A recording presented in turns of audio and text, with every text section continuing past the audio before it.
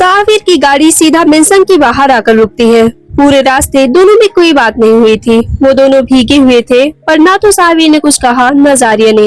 हालांकि साविर की निगाहें जरूर बीच बीच में उस पर आकर ठहर जाती, पर जारिया उसने एक दफा भी उसकी तरफ नहीं देखा था। वो खिड़की से चिपकी बैठी थी और बस बाहर देखे जा रही थी। वो गीले कपड़े भी कार में लगे हीटर की वजह से हल्के फुल्के सूख गए थे और कुल मिलाकर अब दोनों की हालत बेहतर थी। गाड़ी रुकते ही जारिया बिना साविर की तरफ देखे दरवाजा खोलने को होती है, पर वो खुलता नहीं। शायद जाम था, जो देखकर साविर, जिसकी नजरें उसी पर थी, वो बिना कुछ कहे आगे बढ़कर हल्का सा उसके करीब होकर दरवाजा खोलने के लिए झुकता है, तो जारिया घबराकर पीछे होती है। ये देखकर एक पल को साविर थम सा जाता है और नजरें उठाकर उसे देखता है, तो वो घबराई हुई थी, जो देखकर वो एक गहरी सांस लेकर कहता है, रिलैक्स, सिर्फ दरवाजा खोल रहा हूँ। इतना कहकर वो कार का दरवाजा खोलकर एक नजर उसे देखता है और वापस पीछे होकर अपनी जगह पर बैठ जाता है, जो देखकर जारिया हिम्मत करके तुरंत कार से उतरने को होती है। पर तभी साविर, जो उसे ही देख रहा था, अचानक उसका हाथ पकड़ लेता है, जिस पर जारिया हैरानी से साविर को देखती है और अपना हाथ छुड़ाने की कोशिश करती है। पर जाहिर था कि साविर की पकड़ सख्त थी, जिस पर वो मजबूरन नजरें उठाकर उसकी तरफ देखते हुए कहती है, आप क्या कर रहे हैं भाई? इससे आगे वो कुछ कहती उससे पहले साविर जरा सख्त आवाज में कहता है, चुप। ये सुनकर जारिया हैरानी से साविर को देखती है, क्योंकि ये पहली बार था जो साविर ने इतनी सख्त आवाज उसके लिए इस्तेमाल की थी, जिस पर वो जरा सहमते हुए उसे देखती है। तो साविर उसे यूं सहमा देख एक गहरी सांस लेकर खुद को हल्का सा शांत करके कहता है, मुझे आज के बाद भाई कहकर मत बुलाना। ये सुनकर जारिया नासमझी में एक पल उसे देखती है, क्योंकि उसे समझ नहीं आता कि वो क्या कह रहा है। इसलिए वो एक पल की नासमझी के बाद उसे देखते हुए कहती है, क्या ना बुलाऊं भाईजान? ये सुनकर साविर का चेहरा और सख्त होता है और वो उसकी बाजू पकड़कर उसे अपने करीब करते हुए कहता है, भाई नहीं हुए तुम्हारा, आज की बात मुझे ये मत कहना, समझी? कहते हुए उसकी आवाज में गुस्सा था। आज वो जारिया को बेहद मुख्तलिफ लग रहा था, जिस पर वो जरा छटपटाते हुए कहती है, पर आज तक तो यही बोलती थी आपको मैं, आपने ही कहा था ये बोलने के लिए। याद आया? थोड़ा जोर डालिए। जारिया की बात सुनकर साविर की आंखों के सामने अचानक 3 साल पहले का एक किस्सा उभर आता है। Flashback start. जारिया को यहाँ आए ले देकर 6 महीने हो चुके थे, जिसमें उसका लेना देना कभी साविर से नहीं हुआ।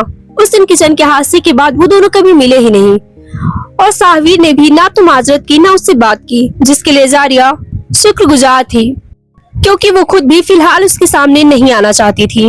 वो फिलहाल 2 दिन से घर पर नहीं था, इसलिए सकीना जी के कहने पर जारिया आज साविर के कमरे में आई थी बेडशीट बदलने, क्योंकि साविर के कमरे की जिम्मेदारी सकीना जी की थी। वहाँ किसी मुलाजिम को जाने की इजाजत नहीं थी, क्योंकि उसके कमरे में अक्सर जरूरी दस्तावेज और सरकारी फाइलें हुआ करती थी, तो जाहिर था उन्हें लेकर रिस्क नहीं लिया जा सकता था।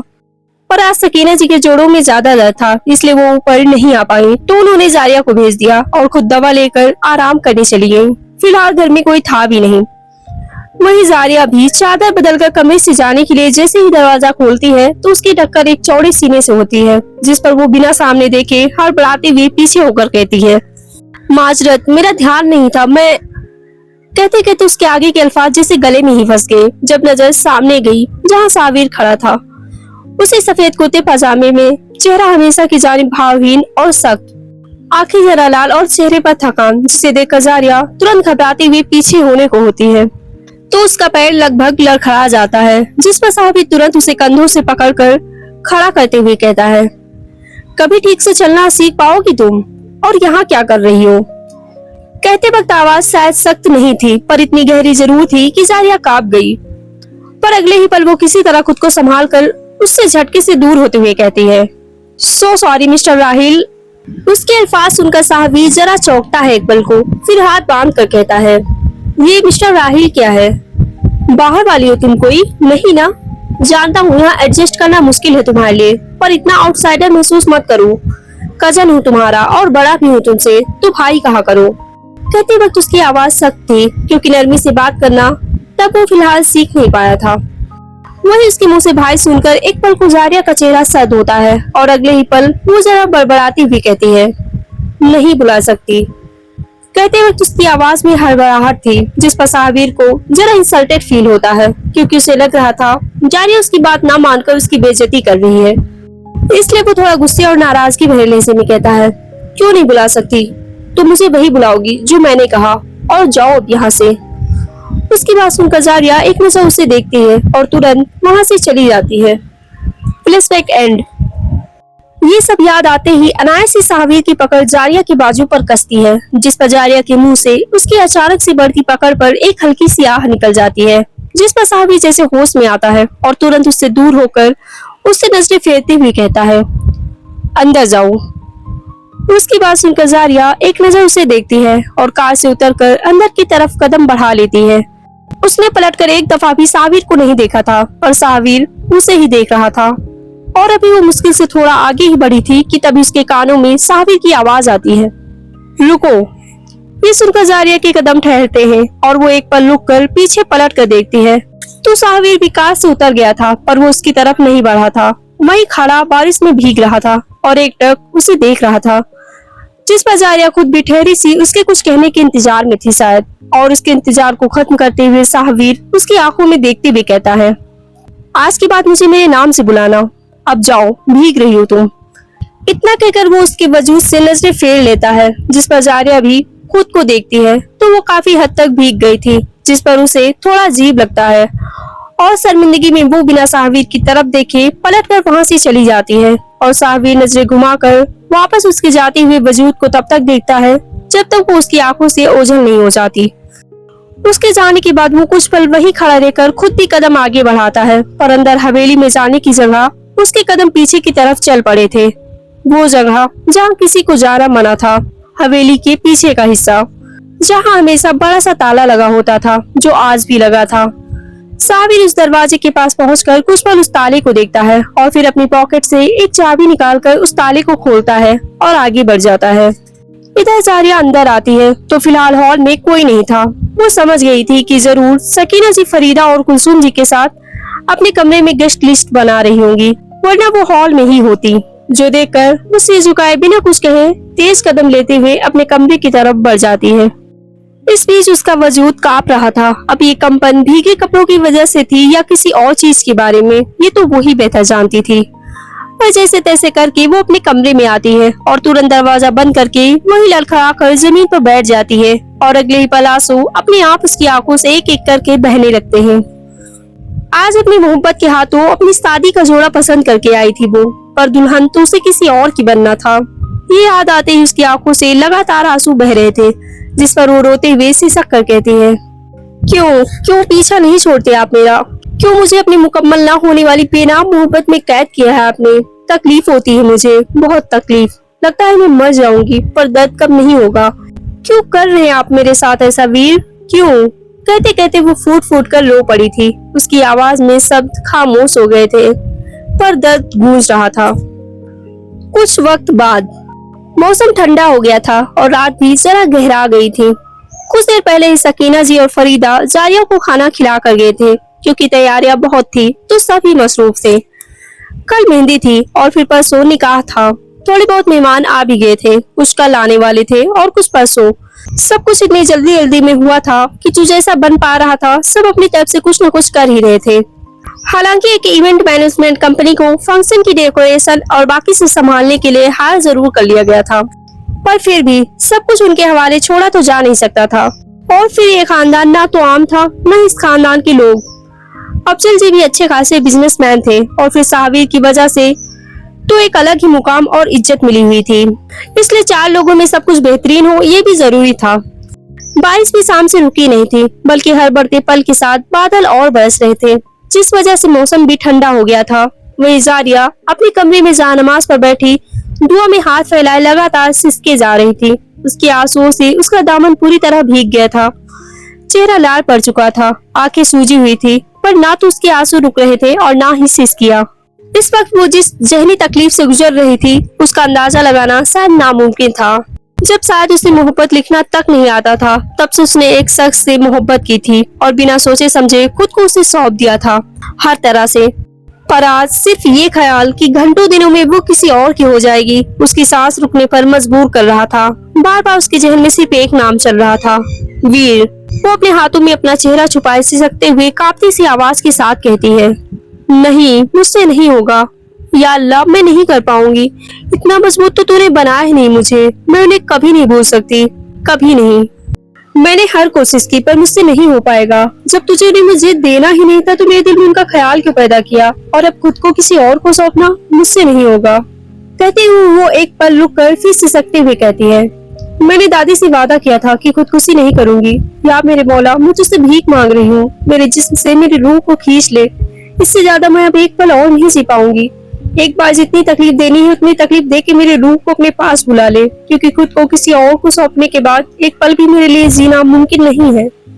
मैंने जब से जमाने को देखा है अपने नाम के साथ सिर्फ उनका नाम जोड़ा है। उनके अलावा मैं किसी और के बारे में सोच भी नहीं सकती। मुझसे नहीं होगा, इतनी मजबूत नहीं हूँ मैं, और ना बन सकती हूँ। अगर कभी जिंदगी में मैंने एक भी नेकी की है तो उसके बदले मुझे मौत दे दे। या मेरे मौला, मैं अब नहीं जी पाऊंगी, मुझसे नहीं होगा, मैं मर जाऊंगी। मैं उनके अलावा किसी की नहीं हो सकती, किसी के नहीं। सिर्फ ख्याल कि उनके अलावा किसी और के नाम से मुझे जाना चाहेगा, उनके अलावा कोई और मुझ पर मुझसे ज्यादा हक रखेगा, ये ख्याल मेरा दम खत्म होने पर मजबूर कर रहा है। मैं कैसे खुद को किसी और को सौंप दूं जब मैं पहले ही किसी और की हो चुकी हूँ। मेरी रूह तो मेरे खुद की नहीं है, मेरा दिल तो मेरे लिए नहीं धड़कता, किसी और के लिए धड़कता है। ये नाइंसाफी है मेरे साथ, जफर के साथ। मेरे हाथों ये नाइंसाफी होने से रोक दे। तू तो इंसाफ करता है ना, तू भी इंसाफी होने से रोक दे। मैं मर जाऊंगी। कहते कहते वो बेहिसाब रोए जा रही थी। आंखें थक चुकी थी उसकी, पर आंसू रुकने का नाम ही नहीं ले रहे थे। उसका दुपट्टा और दामन पूरी तरह भीग चुका था आंसुओं से। इस वक्त वो खुद को इतना हारा हुआ महसूस कर रही थी कि अगर उसकी दादी की वो आखिरी कसम उससे बंधी न होती तो वो कब का वो पंखे से लटक कर खुद को आजाद कर चुकी होती। वो बस रोए जा रही थी और उसके हाले दिल से बेखबर सब उसकी शादी की तैयारियों में मसरूफ थे। कभी कभी हमें अंदाजा भी नहीं होता कि एक शख्स के अंदर कौन सा तूफान आया होता है, क्योंकि खामोशी के लिबास में अक्सर हम सब अपने अंदर एक तूफान को छुपाए बैठे होते हैं। इधर जफर के कमरे में वो बेड पर लेटा अपने हाथ में मौजूद फोन में खुद की और सनम की पुरानी तस्वीरों को देख रहा था। जब से वो घर आया था तब से एक बार भी कमरे से बाहर नहीं निकला था। सकीना जी को उसका ये बिहेवियर सिर्फ जबरदस्ती की शादी से बचने की एक वजह लग रहा था, पर हकीकत कुछ और थी। एक पल को तो उसके जहन में ये बात थी भी नहीं कि उसकी शादी होनी है। वो तो एक अलग ही कसमकस में उलझा न जाने क्या सोच कर बैठा था। वो अपने हाथ में मौजूद फोन में सनम की तस्वीर जरा जूम करते हुए बेहद गुस्से के साथ कहता है, प्यार किया था मैंने तुमसे, पर शायद इसके काबिल तो तुम कभी थी ही नहीं। कोई बात नहीं, अब तुम्हें तुम्हारी बर्बादी मुबारक और मुझे मेरी आबादी। इतना कहकर वो अपने फोन में व्हाट्सएप खोलता है और अपनी और जारिया की शादी का इनविटेशन कार्ड सनम को भेज देता है और एक आखिरी नजर फोन पर डालते हुए बेहद सर्द आवाज में कहता है, अभी तक तो मुझे शादी में कोई दिलचस्पी नहीं थी, पर अब मैं शादी करूंगा और तुम्हें दिखाऊंगा कि जफर अफजल रहमानी तड़पता नहीं है। कहते वक्त उसके जहन में न जाने क्या चल रहा था, पर हाँ इतना जरूर तय था कि सनम की बेवफाई के बाद वो खामोश तो नहीं बैठने वाला था। इधर इन सबसे दूर हवेली के उस पिछले हिस्से में जहाँ एक दरवाजे पर बड़ा सा ताला लगा हुआ करता था, साबिर उस ताले को खोलकर दरवाजे पर खड़ा था। उसके कदम ठहरे हुए थे। वो पिछले 15 मिनट से बारिश में भीगता हुआ वहीं खड़ा था, जैसे खुद को किसी चीज के लिए तैयार कर रहा हो। और जब कहीं जाकर उसे थोड़ी हिम्मत मिलती है तो वो अपने कदम बढ़ाकर अंदर दाखिल होता है और सबसे पहले उसकी नजर सामने बने उस कुएं पर जाती है, जिसे देखकर उसकी आंखें अचानक सख्त होती है। पर फिर उससे नजरें फेर कर वो अपने कदम बढ़ाते हुए आगे बढ़ता है और दूसरी तरफ बढ़ जाता है। कुछ कदम चलकर उसके कदम और नजरें दोनों ठहरते हैं। वो एक टक सामने देख रहा था जहाँ एक कब्र बनी हुई थी, पत्थर की कब्र, जिसे देखकर वो घुटने के बल बैठता है। इस बीच उसकी निगाहें कब्र पर ही थी और वो खामोशी से बस एक टक सामने देख रहा था, जैसे सब तलाश रहा हो कि आखिर उसे क्या कहना है। अक्सर जब उसका दिल भारी होता था तो वो यहाँ आ जाता था, घंटों खामोशी से यहाँ बैठता, खुद को तकलीफ देता, अपने अंदर के दर्द को बाहर निकालने की अधूरी सी कोशिश करता और चला जाता। यहाँ किसी और को आने की इजाजत नहीं थी, क्योंकि यहाँ कोई ऐसा दफन था जो उसे बहुत अजीज था। करीब आधे घंटे वो यूं ही बारिश में भीगता रहा, खामोशी से बैठा रहा और फिर कहीं जाकर वो सामने बेख्याली में देखते हुए अपने होठों को हिलाकर एक हारी हुई आवाज के साथ कहता है, उसकी शादी है परसों और मैं नहीं चाहता कि उसकी शादी हो, पर शायद उसकी वजह सिर्फ हमदर्दी नहीं है, कुछ और है जिसे नाम देने से मुझे डर लगता है। कितनी छोटी सी थी वो, नाजुक सी, प्यारी सी अभी भी है, पर अब बड़ी हो गई है, समझदार हो गई है। समझ नहीं आता पहले कभी उस पर नजर ठहरी क्यों नहीं, उसका ख्याल क्यों नहीं आया, पर अब तो उसका ख्याल जहन से जाता ही नहीं है। आंखें बंद करता हूँ तो उसका चेहरा दिखता है। बहुत कोशिश की खुद को उलझाने की, पर शायद पहले ही उसमें उलझ बैठा हूँ। उसने मुझे कैद कर लिया है और इस कैद से रिहाई मेरे नसीब में नहीं है शायद। कहते कहते एक आंसू की बूंद उसकी आंखों से होते हुए नीचे मिट्टी में गिरती है। वो रो रहा था काफी वक्त बाद। कुछ चीजों का एहसास हमें सालों बाद होता है। उसे भी किसी चीज का एहसास हुआ था और ये एहसास इतना मजबूत था कि उसने साबिर के पत्थर दिल को टुकड़ों में तब्दील कर दिया था। वो कुछ पल रुक कर वापस नजर घुमाकर उसे कब्र की तरफ देखते हुए कहता है, वो किसी और से मोहब्बत करती है। किससे मुझे नहीं पता, पर मुझे नफरत है उस शख्स से जिससे वो मोहब्बत करती है। जब वो खुद इतनी खूबसूरत है तो उसकी मोहब्बत कितनी खूबसूरत होगी। और मुझे पहली बार उस मोहब्बत की हसरत हुई है। जिसे भी वो पसंद करती थी वो कैसा होगा, ऐसा क्या होगा उसमें जो जो मुझमें नहीं है, और वो किसी और को क्यों मिल रही है। जफर उसके काबिल नहीं है। वो तो बहुत नाजुक है, बहुत प्यारी। उसे देखकर मेरा दिल करता है कि उसे सबसे छुपा लूं। मुझे नहीं पता कि मुझे क्या हुआ है, पर मैं शायद खुद को उस पर हार चुका हूँ और ये हार मेरे लिए हर चीज से ज्यादा कीमती है। पर वो बहुत पाक है, बिल्कुल एक हूर की तरह, और मेरे दामन में बहुत दाग है। मैं इतना काबिल नहीं हूँ कि दुआ में उसे मांग सकूं, क्योंकि गुनाहगारों को हूरें नहीं मिलती। पर काश मुझे वो मिल जाती, काश मुझे थोड़ा वक्त मिल जाता, काश मैं सब कुछ बदल पाता, काश। कहते कहते उसकी आंखों से आंसू बह रहे थे और उस कब्र में मौजूद वो मुर्दा सब सुन रहा था। शायद कई बार चीजें हमारे हाथ से ऐसे निकलती है कि हम बस देखते रह जाते हैं। साबिर के साथ भी फिलहाल यही हो रहा था। पर कहते हैं ना, जो जिसके नसीब में है उस तक पहुंच ही जाएगा। और अगर कुछ आपके नसीब में ना हो तो आपके हाथों को लकीरों को छू कर गुजर जाएगा। अब देखते हैं जफर जारिया और साहवीर, इन तीनों की जिंदगी जो अभी एक दूसरे में उलझ कर रह गई है, किस तरह सुलझती है। बस कुछ घंटे, उसके बाद किस्मत अपना फैसला सुनाने वाली है। फिर देखते हैं किसके हिस्से हैरानी आएगी, किसके हिस्से पछतावा और किसके हिस्से शुक्रगुजारी। हेलो मेरे प्यारे लिसनर्स, ये स्टोरी सुन रहे हैं आप ब्यूटी नॉवेल्स पर। तो मेरे चैनल को सब्सक्राइब करना बिल्कुल भी मत भूलिएगा, ताकि आप आगे के एपिसोड्स को एंजॉय कर सके। अगले दिन रात का वक्त, जारिया अपने कमरे में बैठी थी। उसके हाथों में मेहंदी लगी थी, जो पूरी तरह काफी वक्त पहले ही सूख चुकी थी, और वो एकटक बस उस मेहंदी को देखे जा रही थी। उसके चेहरे पर कोई भाव नहीं था। आंखों के नीचे कुछ काले घेरे और अजीब सा दर्द जो साफ महसूस किया जा सकता था। एक हरे रंग के जोड़े में हल्के फुल्के मेकअप के साथ वो काफी खूबसूरत लग रही थी। पर अगर किसी चीज की कमी थी तो वो थी इस दमक की जो उसके चेहरे पर होनी थी। फंक्शन बहुत ही सादा सा हुआ था, कुछ हल्की फुल्की रस्म, और फिर मेहंदी वाले ने मेहंदी लगाई थी दुल्हन को, बस इतना ही। ज्यादा कुछ धूमधाम से नहीं हुआ, क्योंकि अफजल जी पहले ही सादगी से निकाह कराने के पक्ष में थे। बाकी बाद में एक शानदार वलीमा जरूर होना था, जिसमें लगभग पूरा शहर इनवाइटेड था। आज पूरे दिन जारिया लोगों से घिरी रही। वही जफर भी कमरे से बाहर निकला और पूरे दिन मेहमानों के बीच ही रहा। हालांकि उसने जारिया से कोई बातचीत नहीं की, पर हाँ, बीच बीच में उसकी नजर उस पर ठहर जरूर रही थी। पर उसने कुछ कहा नहीं, और ऐसे ही देखते देखते दिन कब बीता पता ही नहीं चला। फिलहाल जारिया अपने कमरे में बैठी थी। कुछ देर पहले ही फरीदा उसे छोड़कर खाने के लिए गई थी, क्योंकि उसके और सकीना जी के सिवा सब लगभग खाना खा चुके थे। बस वो ही बची थी, तो वो थोड़ी देर के लिए जारिया को छोड़कर वहाँ से चली गई थी। वरना तो कुलसुम जी के हुक्म पर वो हर पल उसके साथ ही रही थी। इसलिए फिलहाल जारिया अकेली थी और अपने कमरे में बैठी उलझी हुई सी अपनी मेहंदी को देख रही थी, जो पूरी तरह सूख चुकी थी। पर सिर्फ जारिया जानती थी कि उसे कितनी तकलीफ हो रही थी इस वक्त, क्योंकि उसकी अजियत से सब बेखबर थे। वो भी गुमसुम बैठी थी कि तभी उसकी नजर अपनी स्टडी टेबल पर जाती है, जहाँ कुछ किताबों के बीच एक काली डायरी मौजूद थी, जिस पर सूखे हुए खून के निशान थे, जिन्हें देखकर वो एक गहरी सांस लेकर बेड से उठती है और स्टडी टेबल के पास आकर कुर्सी खींच कर बैठती है। इस बीच काफी कुछ चल रहा था उसके जहन में, जिससे निकलने के लिए वो कांपते हाथों से उस डायरी को उठाती है। वो एक लंबे वक्त के बाद इस डायरी को छू रही थी।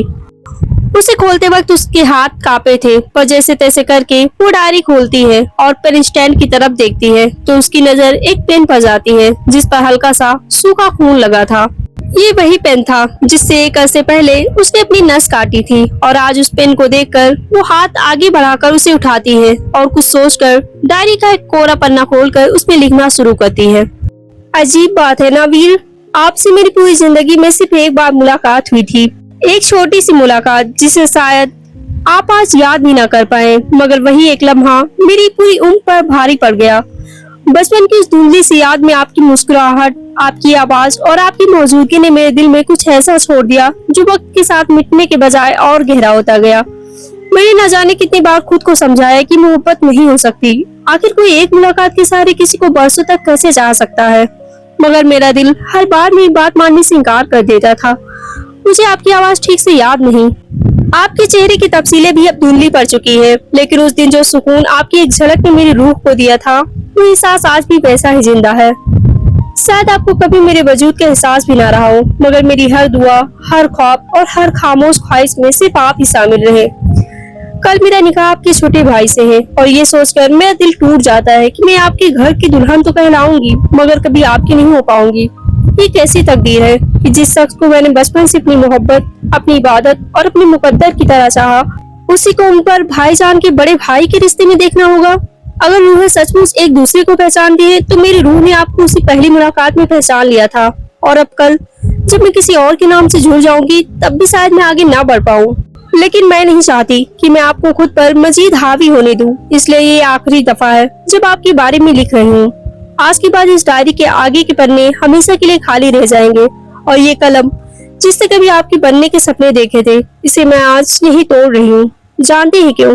क्योंकि जब कुछ खत्म करना हो तो हर निशान मिटाना पड़ता है, इसलिए मैं भी वही कर रही हूँ। आपको कभी नहीं भूल पाऊंगी वीर। मोहब्बत एक दफा होती है और मुझे आपसे वो हो चुकी है, अब किसी और से मैं नहीं कर पाऊंगी। पर हर पहली मोहब्बत मुकम्मल तो नहीं होती, इसलिए आप ही मेरी अधूरी मोहब्बत रह जाएंगे। खुदा हाफिज वीर, आपकी और सिर्फ आपकी जारिया। इतना कहकर वो उस पेन को एक नजर देखती है और अगले ही पल पूरे जोर से उस पेन की नोक को तोड़ देती है। ये वही पेन था जिससे उसने कुछ और तमन्ना की थी और आज वो कुछ और कर रही थी। मोहब्बत अगर अधूरी रह जाए तो वो खत्म नहीं होती, बल्कि रूह के किसी गहरे कोने में हमेशा के लिए बस जाती है। वो फिर किसी रिश्ते की मोहताज नहीं रहती, न किसी मंजिल की तलबगार होती है।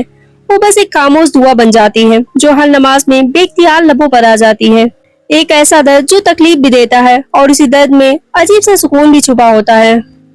वही जारिया तो जिंदगी की आने वाली मोड़ से अनजान अपना फैसला ले चुकी थी। लोग समझते हैं कि अधूरी मोहब्बत हार जाती है, मगर हकीकत ये है कि कुछ मोहब्बतें मुकम्मल होकर भी मर जाती हैं और कुछ अधूरी रहकर भी उन भर जिंदा रहती हैं। वही जारिया तो जिंदगी की आने वाली मोड़ से अनजान अपना फैसला ले चुकी थी, पर जैसा हम सोचते हैं वैसा हो जरूरी तो नहीं। वो डायरी बंद करके अपने हाथों को देखती है जहाँ मेहंदी सूख चुकी थी, जिसे देखकर कुछ सोचकर वो उठती है और बाथरूम की तरफ चली जाती है। उसे इस मेहंदी से तकलीफ हो रही थी। वही उसके जाते ही कमरे में कोई दाखिल होता है और एक नजर चारों तरफ डालता है तो वहाँ कोई नहीं था। ये देखकर उसकी नजर टेबल पर रखी एक डायरी पर जाती है और वो शख्स आगे बढ़कर उस डायरी को खामोशी से उठाता है और चुपचाप वहाँ से निकल जाता है। इधर साबिर अपने कमरे में बालकनी में खड़ा था। दिन भर से ना वो बाहर निकला था, ना उसने कुछ खाया था, यहाँ तक कि कपड़े भी वही कल वाले भीगे हुए पहने थे, जो जाहिर है अब तक सूख चुके थे। आंखों के नीचे काले घेरे गवाही दे रहे थे कि वो सारी रात नहीं सोया है। अभी वो खड़ा था कि तभी कोई उसके कमरे का दरवाजा खटखटाता है, जिसे वो पहले नजरअंदाज करता है। पर एक बार फिर कोई और जो उसे दरवाजा खटखटाता है तो वो हार कर दरवाजे के पास जाकर उसे खोलता है तो सामने कोई नहीं था। ये देखकर वो दरवाजा बंद करने वाला था कि तभी उसकी नजर नीचे जाती है जहाँ एक डायरी रखी थी, जिसे देखकर वो नासमझी में उसे उठाते हुए कहता है, ये डायरी किसकी है? ये कहते हुए वो उसे उठाता है और जैसे ही खोलता है उसकी नजर सबसे पहले पेज पर जाती है जहाँ लिखा था वीर की जारिया। ये पढ़ते ही उसका दिल तेजी से धड़कने लगता है। ओके मेरे प्यारे लिसनर्स, तो आज के लिए बस इतना ही। आज मैंने चैप्टर बढ़ा देने की कोशिश भी की है और मैं जानती हूँ आप लोग मेरे चैप्टर्स का वेट करते हो और मैं कोशिश भी करती हूँ, बस मेरी तबीयत थोड़ी सी खराब थी इसलिए मैं चैप्टर नहीं ला पा रही थी। अभी थोड़ी सी ठीक हुई है तो मैं वॉइस ओवर करने बैठ गई और मैंने पोस्ट भी किया था कि मेरी तबीयत ठीक नहीं है। उसमें बहुत से लोगों ने कमेंट किया था, जैसे कि एसप्रीत कौर जी ने कमेंट किया था कि कोई बात नहीं, आप रेस्ट कीजिए, हम सब वेट कर लेंगे, आप अपना ख्याल रखिए और जल्दी ठीक हो जाइए। और एक लोग ने कमेंट किया था इमाद अहमद कि कोई बात नहीं, हम लोग इंतजार कर सकते हैं, आप अपना बहुत ख्याल रखें। तो आप लोगों का बहुत शुक्रिया। और भी बहुत से लोगों ने कमेंट किया था। इसके अलावा जो अभी आप लोग कमेंट कर रहे हो कि आप अधूरी स्टोरी छोड़ देते हो, आपकी कोई भी स्टोरी पूरी नहीं होती, तो ऐसा बिल्कुल भी नहीं है। आप जाके मेरी प्लेलिस्ट चेक कीजिए, मैं सारी स्टोरी कंप्लीट ही करती हूँ। मैं कोई भी स्टोरी अधूरी नहीं छोड़ती हूँ और जो अधूरी है अभी मैं उसे पूरी भी करूंगी। और कोई ना कोई प्रॉब्लम होती है तभी मैं चैप्टर नहीं दे पाती हूँ, वरना मेरा तो दिल करता है कि मैं एक दिन में 3 चैप्टर दूं, पर नहीं हो पा रहा। अभी कुछ प्रॉब्लम से मैं नहीं कर पा रही हूँ वॉइस ओवर। एक तो तबीयत थोड़ी सी खराब थी, अभी ठीक है तो कर रही हूँ। आप लोग प्लीज ऐसे कमेंट मत किया कीजिए जिससे मैं डिसअपॉइंट हूँ। अब कोशिश करूंगी मैं डेली चैप्टर दूं, जितना हो सकेगा मुझसे मैं कोशिश करूंगी, ठीक है। तो चलिए फिर बताइए आज का चैप्टर कैसा लगा, और फिर मिलते हैं कल। Bye bye.